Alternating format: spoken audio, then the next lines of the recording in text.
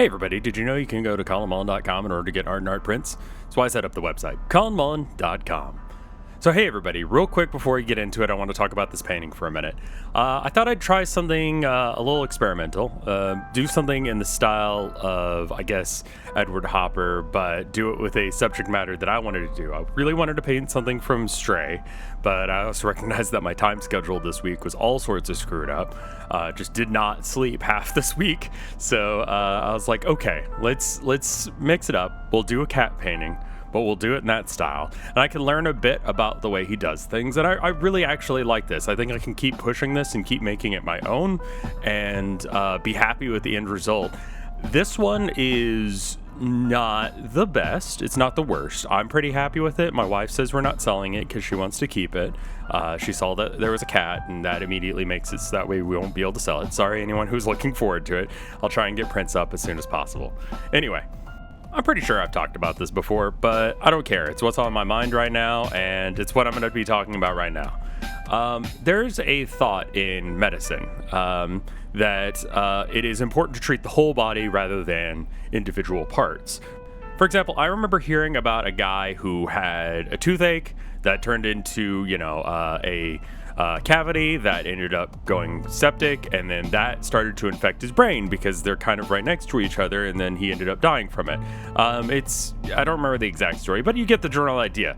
And there's also the idea that, if you've got a stone in your shoe, you're going to be a little grumpy. I think one of the actors on The Sopranos intentionally did that just to be able to be mad enough for his scenes.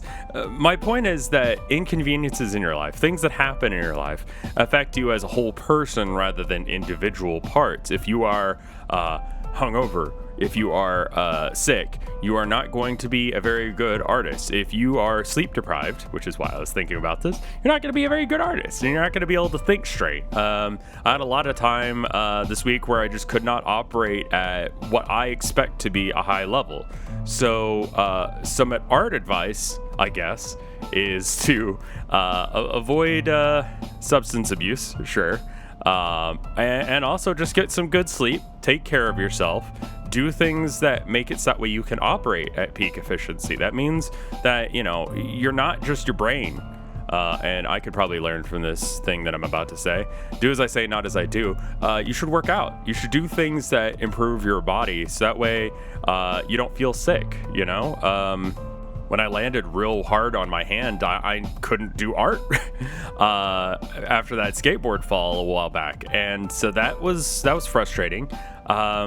So, you've got to make decisions as an artist, as a complete person, not just from a spiritual aspect, which I think is important too, but from a physical aspect. Spiritually, I believe you need to be doing the same sort of thing. Like, if your art is about this, that, and the other, if art is a connection of who you are and how you're thinking, then your thinking on a daily basis is also going to affect how your art works.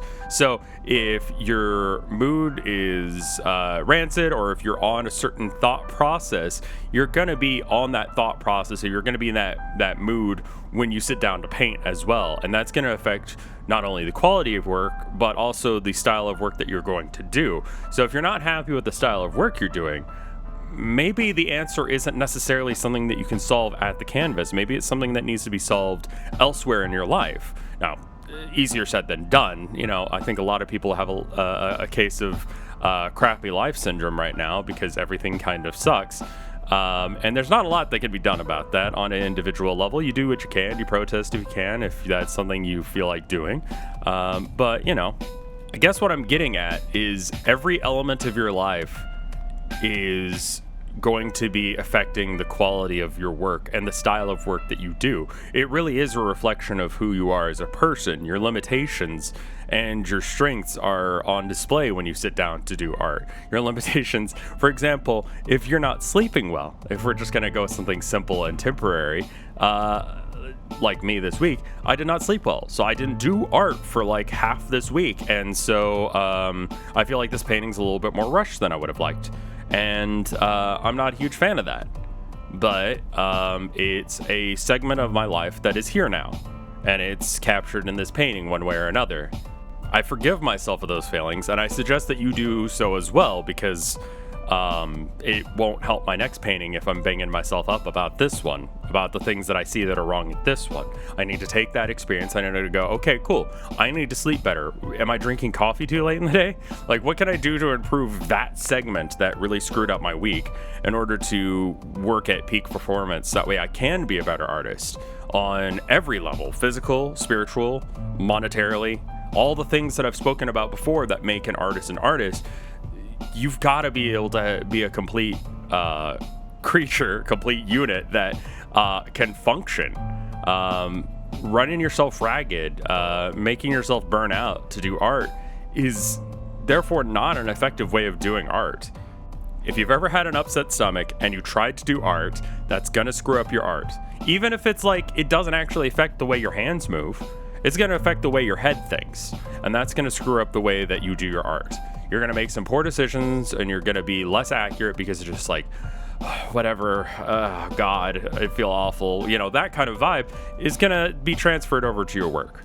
This isn't an excuse to not do work. This is just a realization that, like, if you have things that are holding you back, do your best to try and remove those things that are holding you back, and realize that being an artist is about the way you live your life as much as it is when you sit in front of a canvas, when you sit in front of your project.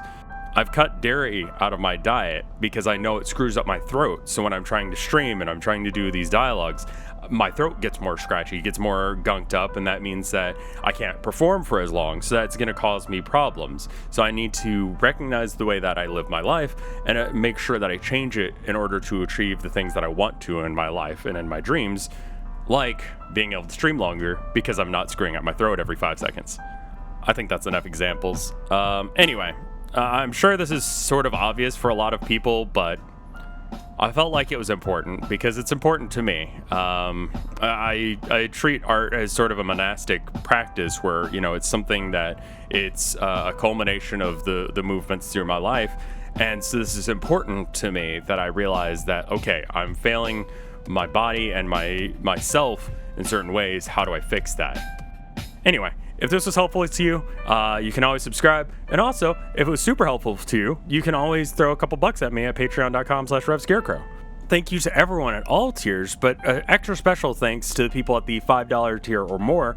That's where I'll say your name in the credits and you get access to the Discord. Starting with my mom and dad. Thank you guys. I love you. Thank you, Wapfu. Thank you, Top Houndor. Thank you, Tom K. Thank you, Tiffany. Thank you, The Drunk 2010. Thank you, Terry Maverick. Thank you, Snoutpunk.